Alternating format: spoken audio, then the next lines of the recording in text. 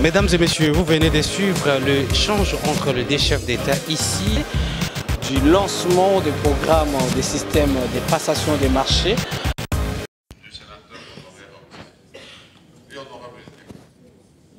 Monsieur le Président, il y a un communiqué qui en fait nous renseigne que demain il y aura... Bon, c'est un travail de titan qu'on a abattu et je me réjouis que ce rapport et cette loi, la loi de finances de l'exercice 2025, ait été adoptés.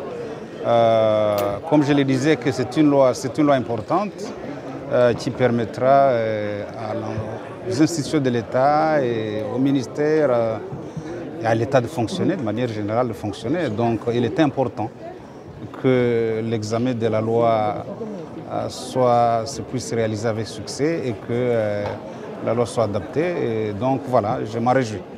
Bon, chaque chambre fonctionne de manière autonome. Nous avons reçu la proposition de l'Assemblée nationale, nous l'avons examinée, nous y avons apporté des amendements, nous avons trouvé des recettes additionnelles qui ont impacté l'ensemble, la masse du budget de l'État.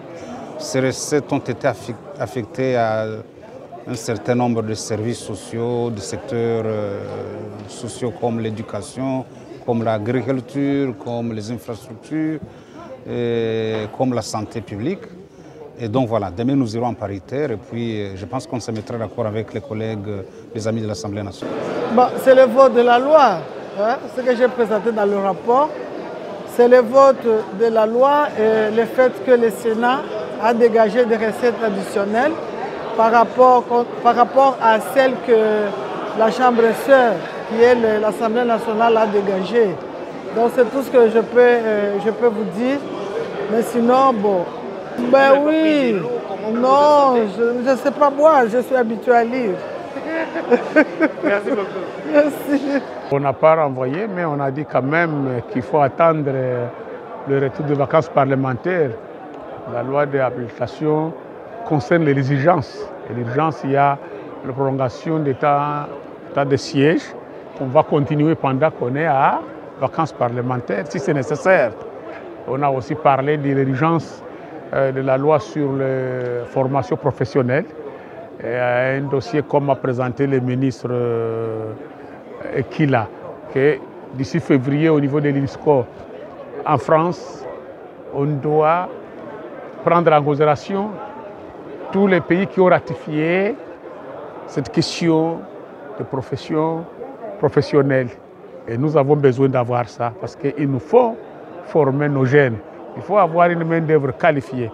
Il faut s'adapter à la réalité mondiale aujourd'hui. Et nous sommes en retard comparativement des pays africains. On ne parle pas de l'Europe qui sont en avance. Je crois que cela sont des priorités. Pour le problème de la culturelle, on a dit qu'il faut ramener ça à attendre la session de mars.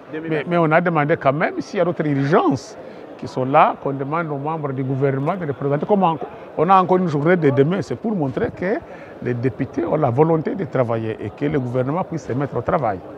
Et je crois que ce qui était aussi nécessaire, c'est le rapport parlementaire des 5, presque sur le 500. On siège à 490 quelque chose, 93. Il y a au moins 300 combien qui ont présenté les rapports parlementaires. On a parlé de Okatanga qui est à 83%. Malheureusement, on a parlé de Kasaï Oriental qui est à 29%. Le Sud Kivu, nous sommes fiers, nous sommes à 66%. Donc les gens qui ont présenté les rapports parlementaires, je suis dedans parce que chaque fois, en vacances, je me rends sur le terrain. Si on clôture dimanche, le lundi, je serai dans ma base, dans la province du Sud Kivu, dans la ville de Bukavu, dans mon territoire de Walongo. Donc, nous disons le rapport parlementaire, c'est vraiment tout un rapport, un cahier de charges, de matières à réflexion qui peuvent aider le gouvernement. Imaginez-vous où 500 députés sont passés, dans les coins et recoins. Donc, le gouvernement peut profiter de cela. Ce sont des expertises dans tous les domaines, on a parlé. Les mêmes problèmes au Kasaï, c'est les mêmes problèmes au Katanga. Les barrières, les tracasseries, le manque de routes du secteur agricole, le manque de présence de l'autorité de l'État, presque partout, c'est le même cas.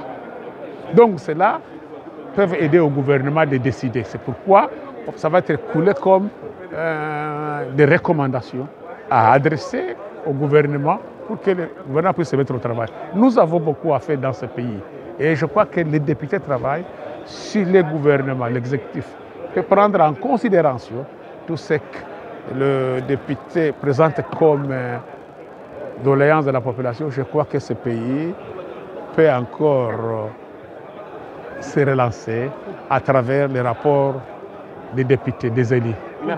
Pour vous informer de l'essentiel de l'actualité en République démocratique du Congo, il vous suffit de vous abonner sur Top 243 News TV, également nous lire sur www.top243news.com. Au nom de toute la rédaction, nous vous remercions.